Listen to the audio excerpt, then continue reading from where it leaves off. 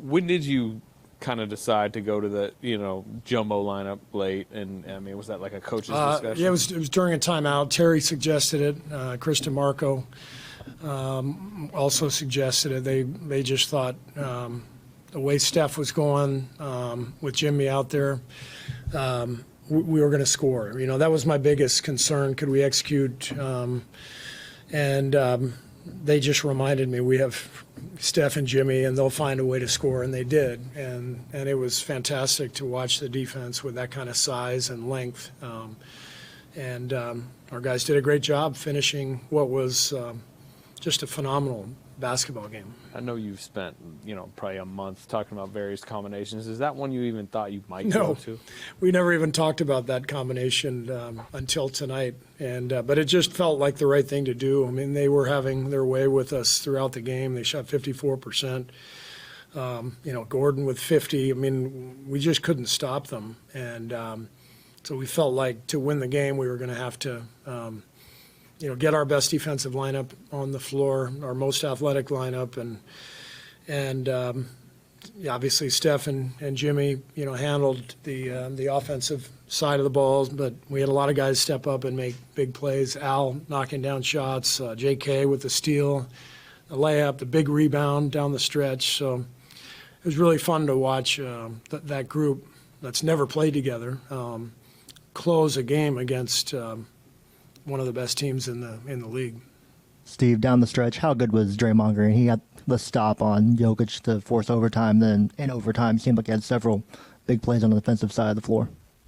Yeah, it was huge. I mean, part of the benefit of playing the bigger lineup was we could put Draymond on Murray, which our defensive coaches were suggesting, just so that he could switch the pick and roll with Al, and so he ended up on Jokic, and Draymond has just an incredible knack for making enormous defensive plays. He just has a feel for angles and beating people to the spot, and then being able to challenge with those long arms and that anticipation, and that was quite a play.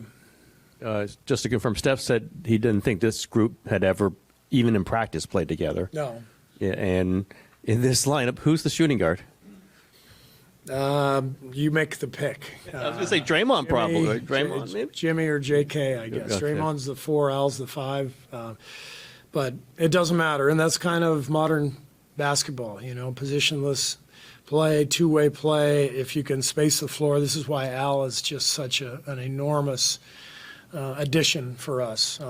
The ability to put him on Jokic down the stretch, and then also have him stretch the floor and make big shots. That's why he's the player he is. I was saying, could you go up minutes with him because he's not playing tomorrow night a little bit? Yep. Yeah. Hey, Steve. Seems like there are a lot of overtimes happening right now, right? Already at the beginning of the season. How are you planning to prepare the team, to get ready, from the physical? I'm sorry, I can't quite hear you. Oh, I said, it seems like there are a lot of overtimes happening right now already at the beginning of this NBA season. How are you planning to prepare the team to get ready for this? Yeah, I mean, you have to be in great condition, and I'm glad we were able to keep the minutes down, in regulation, so that even in a 53-minute game, you look at the box score, it's not bad. Steph at 37, Jimmy at 38. Obviously, we don't, want to do that all year long, but certain games require this kind of commitment. It's a huge win for us with the back-to-back tomorrow. We're going to be shorthanded. Al won't play.